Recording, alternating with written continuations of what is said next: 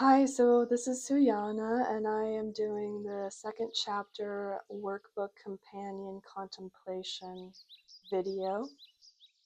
It goes with chapter 2 of the all-inclusive approach, the Art of Divine Remembrance, written by me, Suyana Cole. So chapter 2, relief. The reflection about relief is as such. Relief arrives when we surrender the exhausting battle of resistance or vying for control and embrace what is. When you notice yourself in a state of trying to control, then it is safe to assume that you are also operating within a state of fear. Fear is not good or bad. It's just, like I talk about in the book, more feedback for you to utilize to then direct your intention and your focus. That's what all now moments offer any one of us, is an opportunity to connect with what's real and true in that moment, and then choose consciously what we want to do with that information. Chapter 2 invites you to step into a new way of being, one that is not about striving for profession, one that's not about striving for perfection, which I love. I couldn't say the word perfection, but about allowing, accepting, and trusting. And once you have practiced allowing, accepting, and trusting enough, you can move on to directing intention, not control, intention. Intention is much more oriented in a co-creative, collaborative energy. Control is much more oriented in a dominating energy and dynamic. So you can sense the difference between the two. And again, in the context of the all-inclusive approach, nothing is necessarily good or bad, but how you define it is important feedback and information for you to be aware of, because it will color your perception. And your perception is what determines and dictates the qualities of the experiences that you allow in. What gets put on your radar, if you can imagine your perception being your equipment for your radar, then it's easy to see how that equipment is going to pick up things that are in the bandwidth of frequencies that that radar equipment can access. Okay? So the all-inclusive approach, it's not a rigid doctrine that if you follow steps 1 through 10, then you're going to get everything you've ever wanted in your life and all your dreams are going to come true. There's no promises here. Okay, this is an arc of evolution. It's a way of living in the world. It's a philosophy to apply to how you interact in all the relationships that you experience in your life. And quite honestly, that's the crux of this reality that we live in, that we're individuated so that we can be in a plethora of relationships all the time. I have a relationship with the chair I'm sitting on. I have a relationship with the microphone that is on my shirt right now. I have a relationship with my partner and my son. I have a relationship with the place that I live, the woods in the back of my house, because there's context to myself in relationship to those things. And I have developed those contexts and concepts over time, so the relationship is deepened and expanded and become more and more rich and varied and dynamic and diverse. The way to engage with life from a place of non-resistance and openness is the all-inclusive approach. Many of us have spent years believing that we need to be better, to be worthy of love, abundance, peace, success, fill in the blank. And we've felt like that there is a price to pay. There's a sacrifice that has to be made. there is a condition that needs to be met. And we've twisted ourselves most understandably into all types of distortions of our divine design in order to achieve those ends. Often succumbing to the disappointment that it will never happen, or trying to navigate the growing rage and discontent of an unfulfilling life, we give up. We say it's not worth it, or I guess it doesn't work for me, or I'm just unlucky. But really, you're just not designed to operate like that. There's plenty of us out there, and I would say probably 99.9% of anyone that is interested in this material is someone that is not designed to operate like that in the world. You're designed to either maintain a connection with or rediscover your values, what truly drives you in the world, to simplify your life so that you can be the very complex being that you are. That operating system tends to be quite fulfilling for people who are interested in this philosophy of living.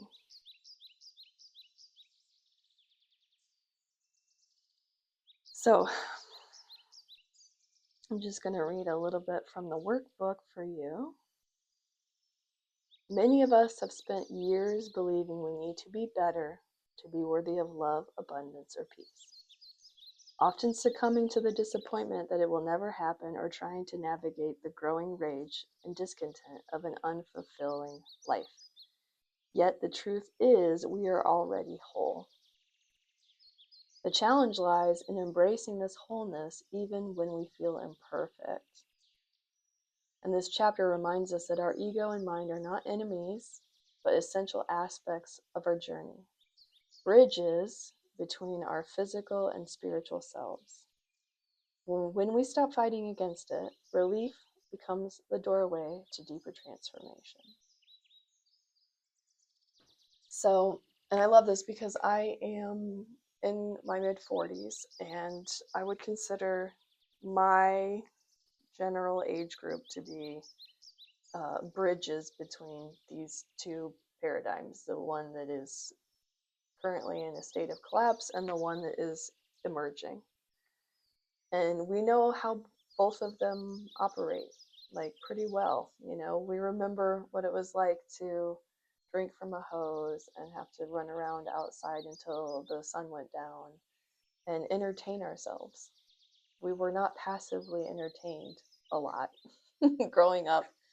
We had to find ways to create and to engage, be engaged.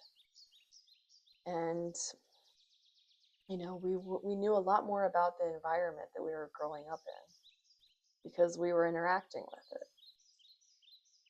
And that might not seem super relevant to the self-transformation and self-discovery path, but it is, in the sense that it's part of my design.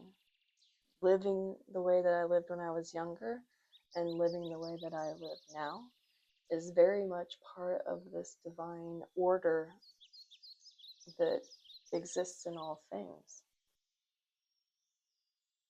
And I can understand how easy it is to feel very resistant about some of the changes that have taken place. But we're not really longing for the world of the past, because it came with a host of challenges, difficulties, and less than desirable dynamics. What we are longing for is simplicity, because humanity, which is, as individuals, we are very complex beings, and also we thrive in very simplistic, easy to navigate and understand dynamics. And there's a great book, I think it's called Collapse, that really outlines how the more complex a society becomes, And the more difficult it is for the men and women operating in that society, the more complex it is for them to understand what the rules, the regulations, the standards, and practices are, the more unhealthy that society becomes, the more fragmented it becomes, the more division becomes commonplace. And that's exactly where we are in many places in the world right now. Because of this complexness, this hyper complexity of how the world is operating. And there's so much relief that we can sense in a simple life. In a simple life that gives us the freedom to be the complex beings that we are. So on that note, I'd like to offer some journal prompts for you to dive into some areas of resistance that you are experiencing, and to access some relief once you really get a chance to see the value of those dynamics and the symbolism of these challenges that we're facing, so that we can set ourselves and our attention and intentions on the solution. So here are the journal prompts. One is, where in your life do you feel resistance? And just, again, stream of thought, jot anything that comes to mind down.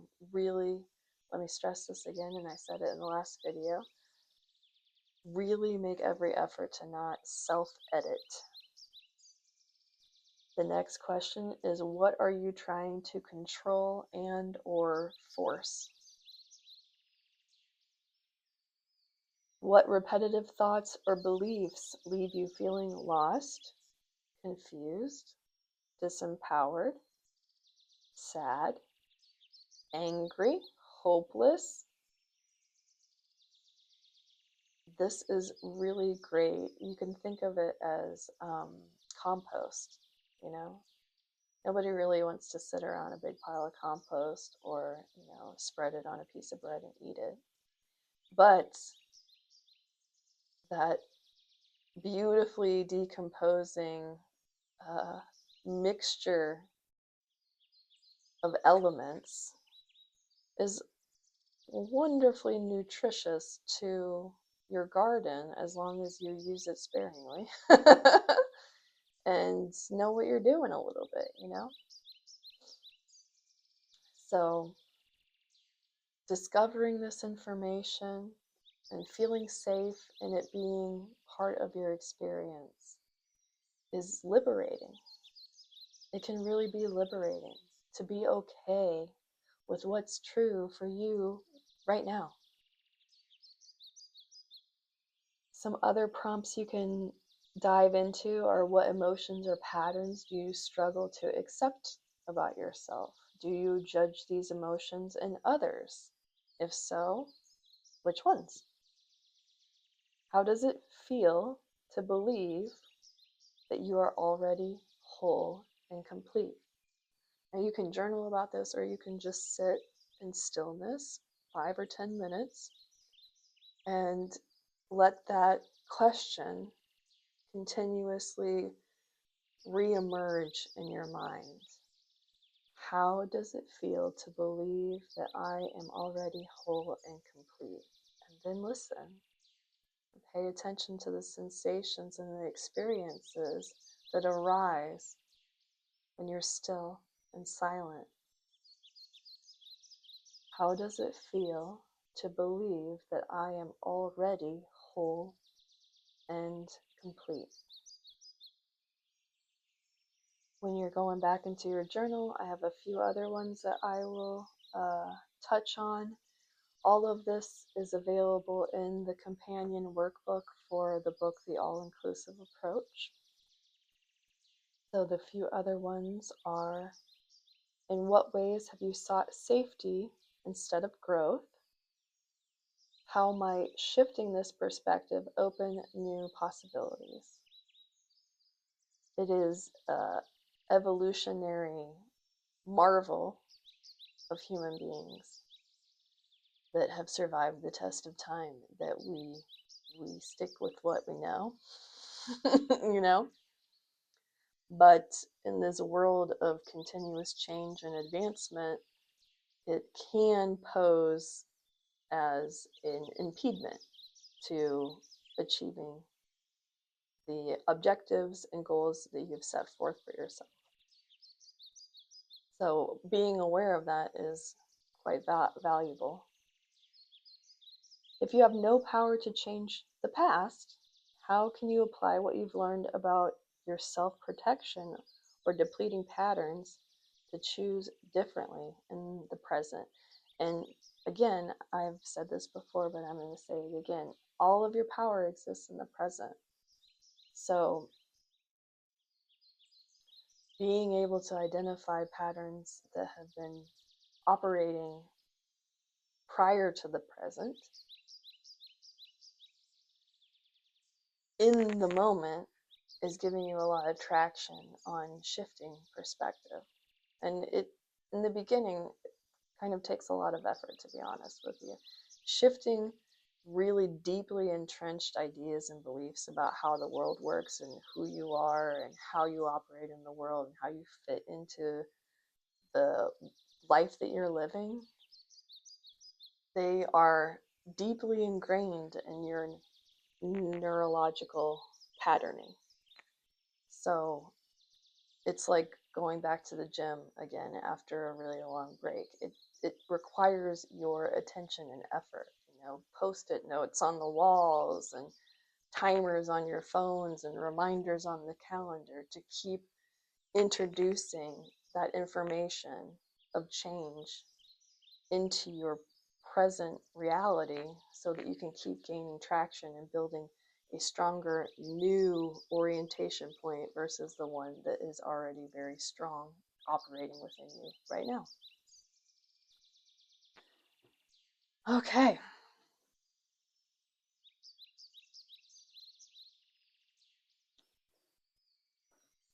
Oh, and I love this one because so many of us, like when we want relief, like we really feel like there's going to be this moment where you can just take this big sigh and then know everything is okay, like as a stationary experience, right?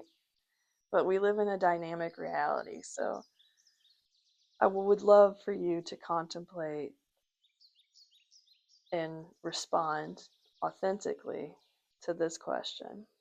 How does your mind react to the idea that there is no final destination, only continuous experience, evolution,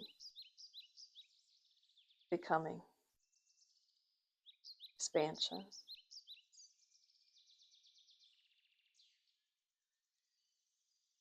How's that feel?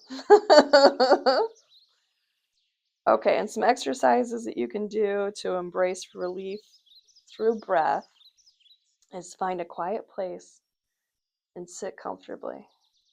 A lot of people put a lot of pressure on themselves to do meditation right. And if you're new to it, I would invite you to not put any pressure on yourself at all. It's just about noticing what's real in the moment. That's really the only thing that you're doing. So if your mind is wandering, then notice that your mind is wandering. If you start taking deep breaths, which is what I'm going to suggest, to take a deep inhalation through your nose, hold it for a few seconds as you exhale slowly.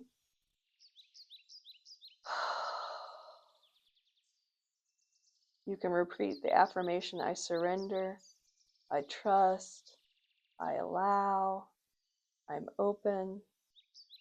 And eventually maybe your mind will start to wander. And then you go, oh, what was I supposed to say again? I surrender, I allow, I'm open.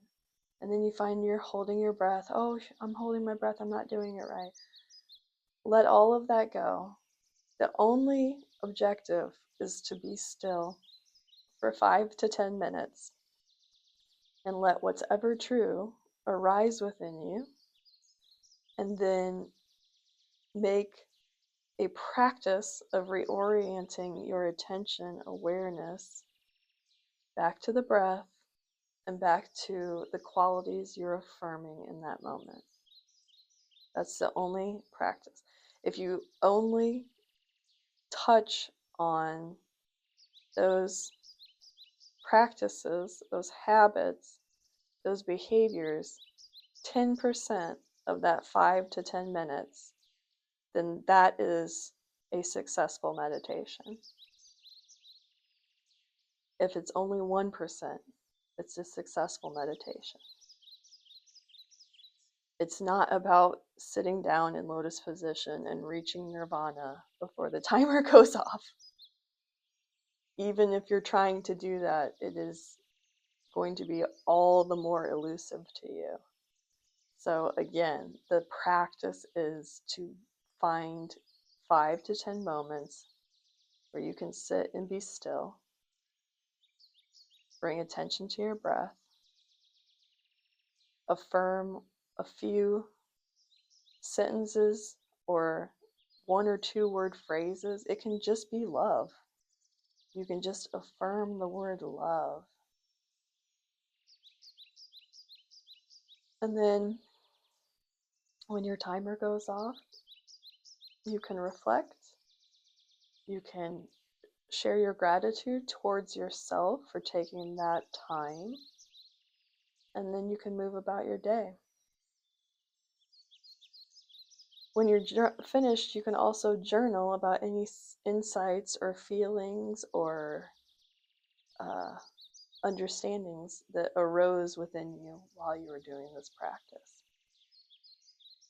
And finally, the contemplation that is part of this section of the workbook is as follows. You are exactly where you need to be, perfectly positioned to continue growing, evolving, and revealing your highest, truest expression. There is no final destination, only the ever-expanding journey of remembering who you already are. I look forward to connecting with you again in the next chapter. Honesty is the best policy is the name of chapter 3. And until we connect again, I'm wishing you the very best and so much love.